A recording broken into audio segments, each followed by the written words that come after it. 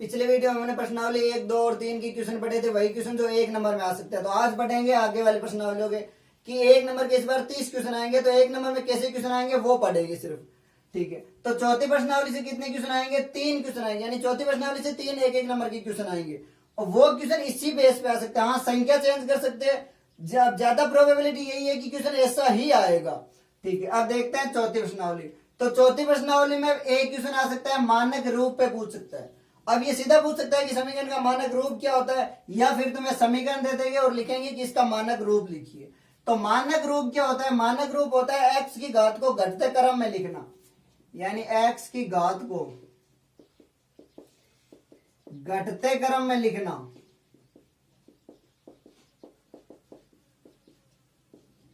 अगर x की घात को घटते क्रम में लिखेंगे, जो समीकरण प्राप्त होगी वो समीकरण क्या होती है? वो समीकरण का मानक रूप होता है।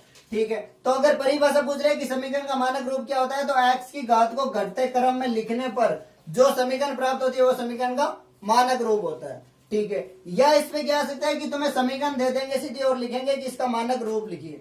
जैसे मान लो ये समीकरण दे रखी है, तो इसमें x की घात घटते है क्या? यहाँ पे x की घात कितनी है? 1, यहाँ पे 0, क्योंकि कुछ भी नहीं। इसका मतलब क्या है? x की घात 0 है ना, किसी की भी घात 0 क्या होती है? हमेशा 1 होती है। ठीक है, और यहाँ पे x की घात कितनी है? 2। तो ये घटते क्रम में नहीं है ना, यहाँ पे 1 है, यहाँ 0 है और यहाँ पे 2 है। तो इसका मानक रूप क्या होगा? 3x plus 8 plus x square का मानक रूप हो जाएगा x square plus 3x plus 8। अब देखो यहाँ पे क्या है? 2 1 0, तो घात घटते क्रम में हुई ना। तो मानक रूप वही होता है कि जब x की घात को घटते क्रम में लिखेंगे, फिर जो समीकरण प्राप्त होगी वो क्या होती है? मानक। तो ये इसका क्या है? ये समीकरण इस समीकरण का क्या है? मानक रूप है। ये आ सकता है 1 नंबर में। अब इसका मानक रूप क्या होगा? इसका सीधा हो जाएगा 2x square plus x plus 8। ठीक, तो एक तो ये आ सकता है 1 नंबर में। इसके बाद क्या आ सकता है? इसके बाद आ सकता है मूलों की प्रकृति। मूलों की प्रकृति में क्वेश्चन पूछ सकता है। मूलों की प्रकृति क्या होती है? जैसे श्रीधर आचार्य फॉर्मूला होता है माइनस का B plus minus under root B square minus 4ac upon 2a, यही होता है। हाँ, हो सकता है ये फॉर्मूला पूछ ले। मैंने फॉर्मूला वाले वीडियो में सारे फॉर्मूले लिखवाए थे, इसीलिए ताकि कोई भी अगर सीधा फॉर्मूला भी पूछ सकता है 1 नंबर में किसी भी प्रश्नावली से। तो श्रीधर आचार्य फॉर्मूला ये होता है। अब अगर ये बीच वाला बी स्क्वायर माइनस 4ac अगर 0 से बड़ा है, या बी स्क्वायर माइनस 4ac 0 के बराबर है, या बी स्क्वायर माइनस 4ac 0 से क्या है? छोटा। 3 होते हैं। अगर 0 से बड़ा है तो क्या होता है? मूल वास्तविक। इसमें क्या होता है? वास्तविक होते हैं और 2 अलग अलग होते हैं। दोनों मूल क्या होते हैं? अलग अलग। ठीक है, अगर बी स्क्वायर माइनस 4ac है तो मूल क्या होंगे? मूल तो वास्तविक ही होंगे, पर दोनों क्या होंगे? समान। तो सीधी समीकरण देके या तो ये पूछ सकता है, या समीकरण देके पूछ सकता है कि इसके मानक दोनों मूल समान है क्या? ये सत्य असत्य में भी पूछ सकते हैं, या खालिस्तान भी छोड़ सकते हैं। अब अगर बी स्क्वायर माइनस 4ac का मान 0 से कम है तो क्या होंगे? काल्पनिक मूल होंगे। मूल क्या होंगे?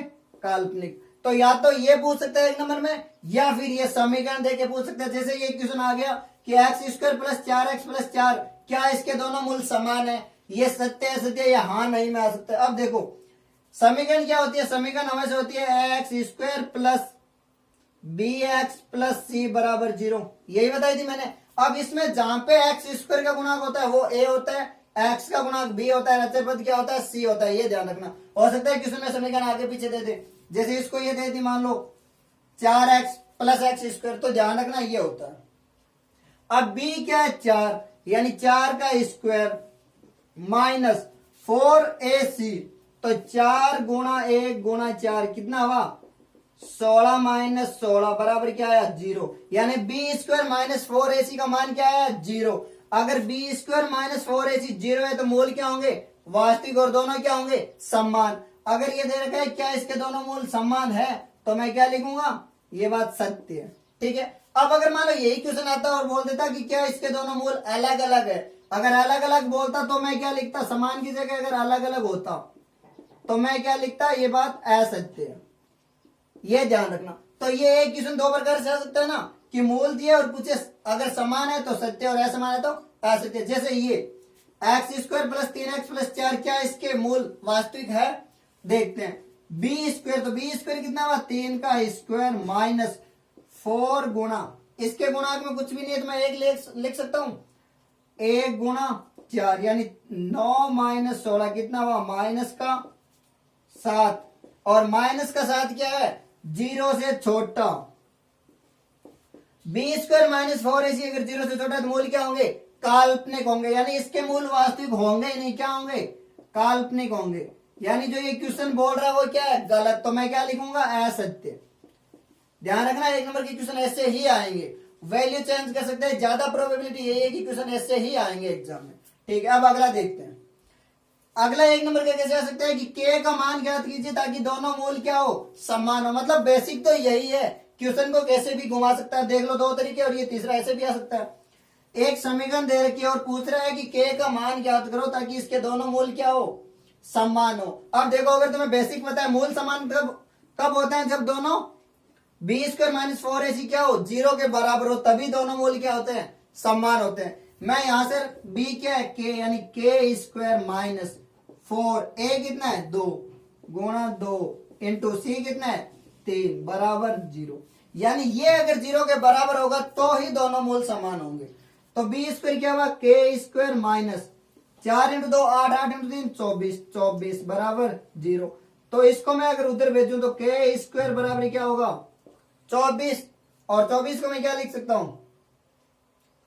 24, 6 इंटू 4 24, यानी इसको मैं लिख सकता हूं k बराबर, ये रूट में लग जाएगा, स्क्वायर जब यहां से हटाऊंगा ये रूट हो जाएगा, और रूट 24 को मैं क्या लिख सकता हूं?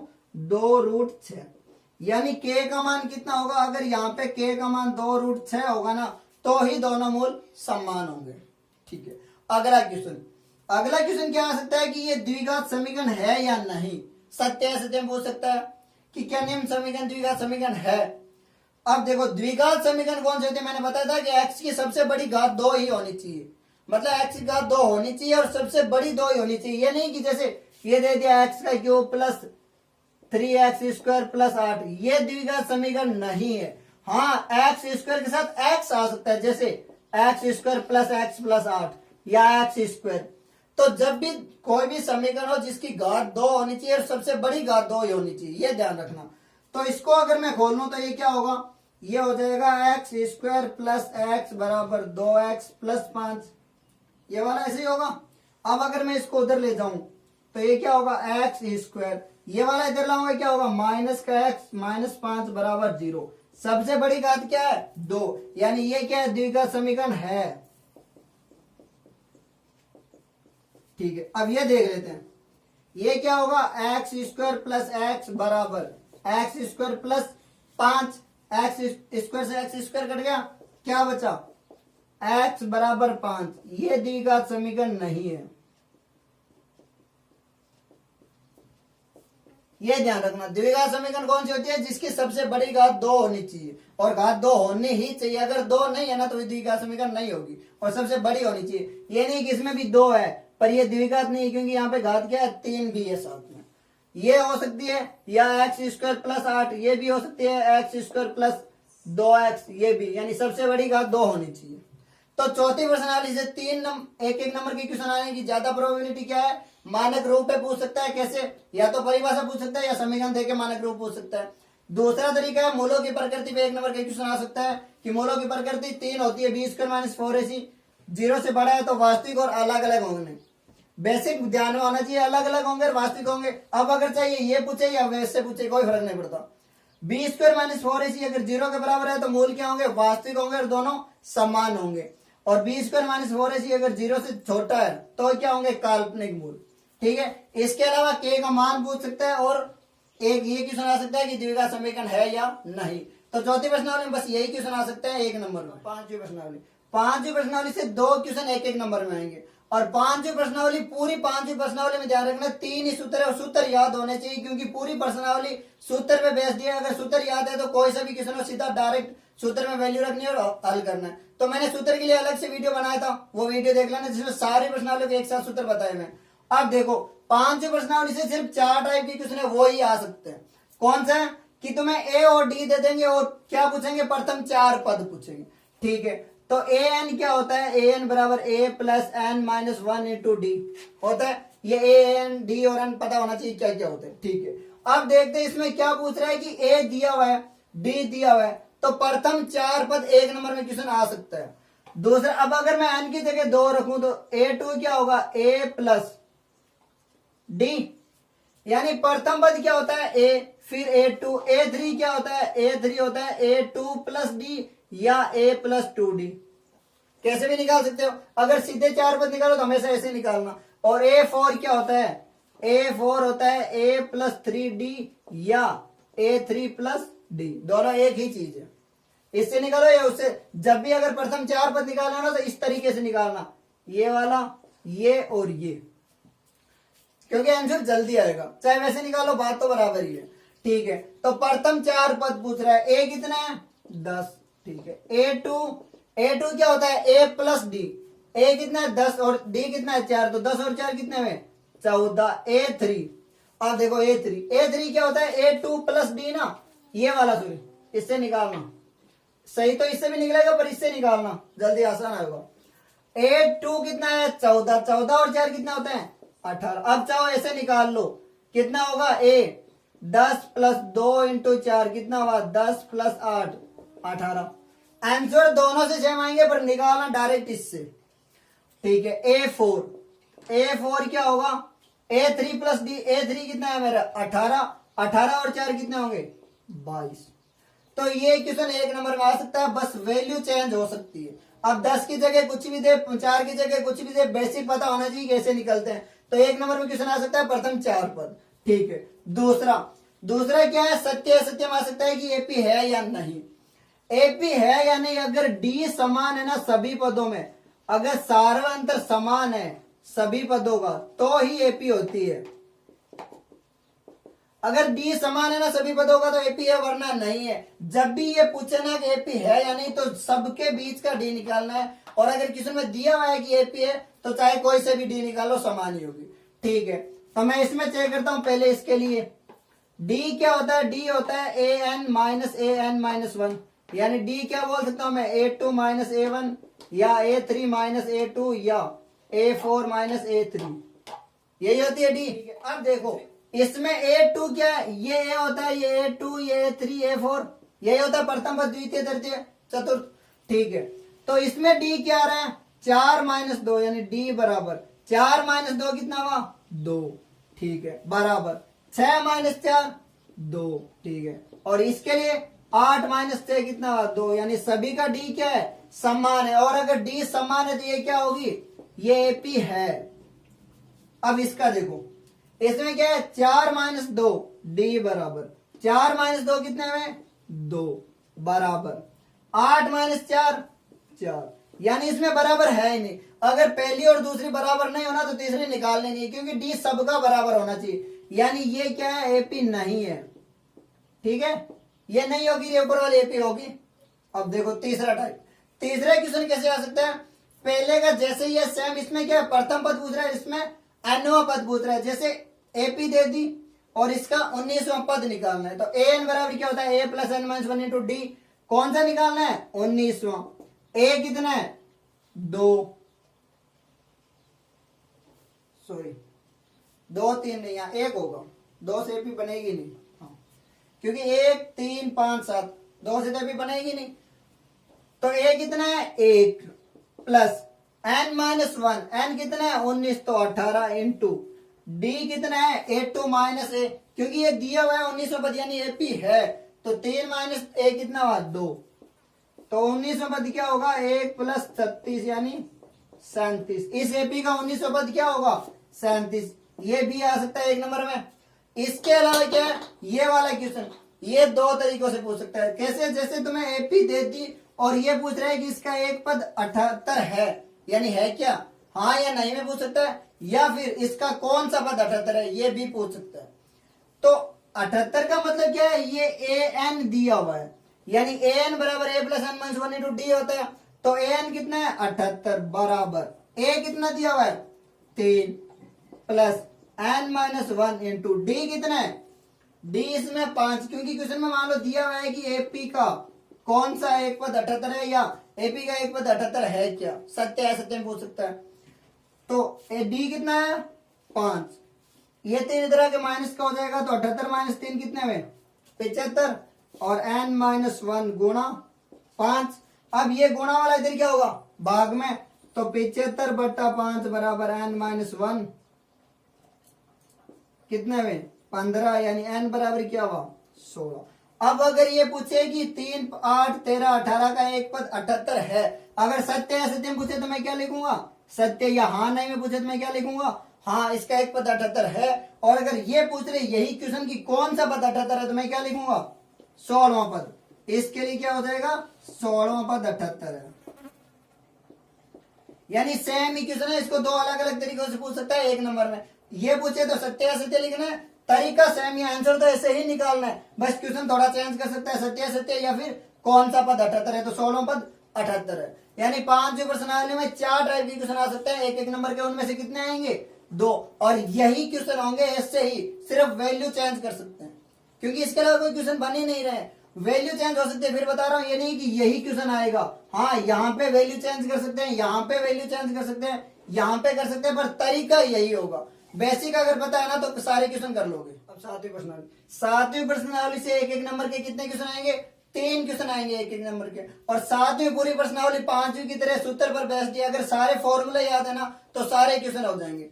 अब देखो पहला क्वेश्चन 7वीं प्रश्नावली से एक तो आ सकता है कि एक नंबर में दूरी सूत्र लिखिए, सीधा सूत्र लिखना पूछ सकता है, तो दूरी सूत्र क्या होता है under root x2 minus x1 का square plus y2 minus y1 का स्क्वायर, ये आ सकता है, या फिर मध्य वो अनुपात वाला सूत्र, या फिर त्रिभुज का सूत्र, तीनों सूत्र आ सकते हैं कोई से भी, ठीक है। ज्यादा प्रोबेबिलिटी है कि ये आ सकता है, या सूत्र न देके क्या आ सकता है कि इन दो बिंदुओं के बीच की दूरी ज्ञात कीजिए, यानी एक नंबर में या तो सूत्र पूछ सकता है, या फिर क्या पूछ सकता है कि 2 3 और 4 1 के बीच की दूरी ज्ञात कीजिए। दूरी सूत्र क्या होता है, अगर आप मान लो सूत्र याद नहीं है तो कैसे निकालोगे, इसीलिए सूत्र पूरे याद होने चाहिए। तो दूरी सूत्र क्या होता है x2 माइनस x1 का square plus y2 minus y1 का स्क्वायर अंडर रूट में। यहाँ पे किसी को भी इसको पहला इसको दूसरा, या इसको पहला इसको दूसरा मान सकते हो, कोई फर्क नहीं पड़ रहा, पर ध्यान रखे जिसको पहला मान रहे हो ना उसके साथ वाले y को भी पहला ही मानना है।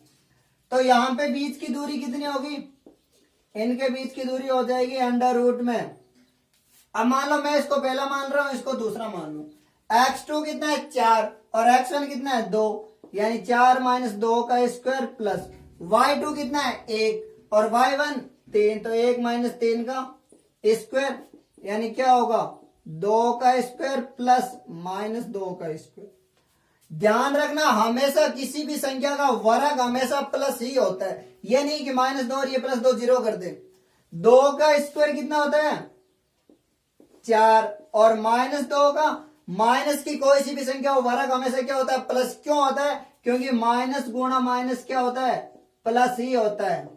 -1 इंटू -1 हमेशा +1 ही होता है, माइनस इंटू माइनस प्लस होता है, माइनस इंटू प्लस माइनस होता है। तो 4 और ये प्लस के 4 कितने में रूट में 8, ये लिख दो या फिर इसको 2√2 कर दो, तो इसका आंसर क्या होगा ये हो जाएगा। अब मान लो वैल्यू चेंज करके तुम्हें कुछ भी बिंदु दे सकते हैं, तो 2 हो गए, दूरी सूत्र पूछ सकता है या फिर ये आ सकता है। तीसरा क्वेश्चन, तीसरा क्या है कि 2 बिंदु दे देंगे, उसका अनुपात दे देंगे और पूछेंगे कि इसको 3:1 अनुपात में विभाजित करने वाले बिंदु के निर्देशांक ज्ञात कीजिए। ये एक नंबर में आ सकता है, 2 में भी आ सकता है। तो pxy के निर्देशांक क्या होते हैं ये ध्यान रखना, ये होता है m1x2 प्लस m2x1 बट्टा m1 प्लस m2 और m1y2 प्लस m2y1 बट्टा m1 प्लस m2। 7वीं प्रश्नावली में 3 ही सूत्र है, पहला हो गया, दूसरा ये और तीसरा फिर लिखा दूंगा। तो ये आ सकता है। अब देखो यहाँ पे m1 m2 क्या है, ये m1 है और ये m2 और ये वही है, पहला इसको दूसरा किसी को भी मान लो। तो इसके निर्देशांक क्या होंगे pxy के, xy का मतलब क्या है कि ये वाले किसके निर्देशांक है x के और ये वाले y के निर्देशांक है, ये ध्यान रखना, ठीक है। अब मान लो ये हो सकता है कि तुम्हें एक नंबर सिर्फ एक का निर्देशांक पूछ रहे, सिर्फ x का निर्देशांक, तो वे निकालना नहीं है। ये भी हो सकता है ना कि एक नंबर में क्वेश्चन दे वो सोच रहे दो नहीं एक ही निकलवा लो, या सिर्फ y का पूछ रहे x का नहीं पूछे, ऐसा भी क्वेश्चन आ सकता है, ठीक है। अब देखो m1 कितना है, m1 है 3, तो 3 गुणा x2 8, 3 गुणा 8 प्लस 1 गुणा x1 क्या है 4 बट्टा m1 प्लस m2 कितना है 3 और 1 4, यानी 3 प्लस 1 लिख दूं। अब m1 3 गुणा y2 5 प्लस 1 गुणा y1 माइनस का 3 बट्टा 4 हो गए। तो ये कितना हुआ 8 इंटू 3 24, 24 और 4 28, यानी 28 बट्टा 4। और ये कितना हुआ 3 इंटू 5 15, 15 माइनस 3 कितना हुआ 12 बट्टा 4, यानी इसका उत्तर क्या आएगा 7 चौक 28, 7 और 3। यानी जो ये इन दो बिंदुओं को 3:1 के अनुपात में विभाजित करने वाले बिंदु के निर्देशांक क्या है 7 और 3। ठीक है, ध्यान रखना ये क्वेश्चन 2 नंबर में भी आ सकता है ऐसा, और अगर 1 नंबर में आएगा तो हो सकता है सिर्फ 1 का पूछ ले, तो मैं ये नहीं निकालूंगा, सिर्फ ये निकालूंगा, ये ध्यान होना चाहिए। अब दूसरा क्या है कि क्वेश्चन तो ठीक ऐसा ही देगा, और वो क्या पूछेगा कि समद्विभाजित या मध्य बिंदु, एक ही चीज है। समद्विभाजित का मतलब क्या है 2 बराबर भागों में बांटने वाला। अब मान लो ये रेखा है, इसको समद्विभाजित बिंदु यही करेगा ना भाई, मान लो ये इधर भी 2 है इधर भी 2 है, तो समद्विभाजित बोल दो या फिर इसका मध्य बिंदु, और मध्य बिंदु का निर्देशक का फॉर्मूला यही लगाना है। अब देखो मध्य बिंदु इसका मतलब क्या है, ये 1:1 में कर रहा है, तो यहाँ m का मान भी 1, m2 का मान 1 और ये भी 1 आ गया ना, तो इसको क्या लिख सकता हूं मैं x प्लस x2, क्योंकि 1 से गुणा करो कोई फर्क नहीं पड़ रहा, और 1 और 1 नीचे कितना हो रहे हैं 2, बस यही है y1 प्लस y2 बट्टा 2। इसी फॉर्मूले को करके ये बनाया, ये अलग से फॉर्मूला नहीं है। तो pxy मध्य बिंदु या फिर समद्विभाजित करने वाले बिंदु के निर्देशक क्या होता है ये होते हैं। तो इसके लिए आंसर क्या होगा pxy मान लो, मैं p मान लू उसको, x1 प्लस x2, x1 क्या है 4, यानी 4 प्लस x2 कितना है 2 बट्टा 2, और ये कितना है 6 प्लस 4 बट्टा 2, 4 और 2 कितने में 6, 6 बट्टा 2 कितने में 3, और ये 4 और 6 10, 10 बटा 2 5, यानी इसके निर्देशांक क्या होंगे 3:5। तो 7वें प्रश्नावली में एक तो सूत्र पूछ सकता है डायरेक्ट, या दूरी का सूत्र पूछ सकता है, मतलब सूत्र पॉइंट देके दूरी निकालना पूछ सकता है।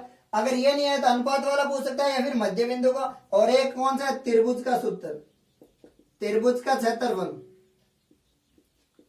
त्रिभुज के क्षेत्रफल का सूत्र है, ये भी 1 नंबर में आ सकता है। ये क्या होता है 1/2, ठीक है, x1 y2 minus y3 plus x2 y3 minus y1 plus x3 y1 minus y2, यही होता है। रटना नहीं, फॉर्मूला ध्यान में रखना क्या है 1 2 3, यानी यहाँ पे 1 2 3, यहाँ पे क्या है 2 से शुरू कर रहे हैं तो 2 के बाद 3 और 3 के बाद वापिस 1, और यहाँ पे क्या है 3 1 2। मान लो ये है जैसे ये 1 है, यहाँ पे 2 है और यहाँ पे 3 है, तो इधर से चलेंगे तो क्या आएगा 1 के बाद 2, 2 के बाद 3, 3 के बाद वापिस 1 ही आया ना, तो बस यही है 1 2 3 2 3 1 3 2 3 1 2।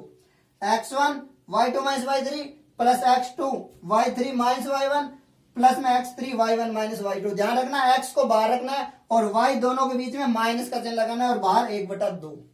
तो 7वें प्रश्नावली से 3 क्वेश्चन ऐसे ही आ सकते हैं 1 नंबर में, बस ध्यान रखना वैल्यू चेंज हो सकती है।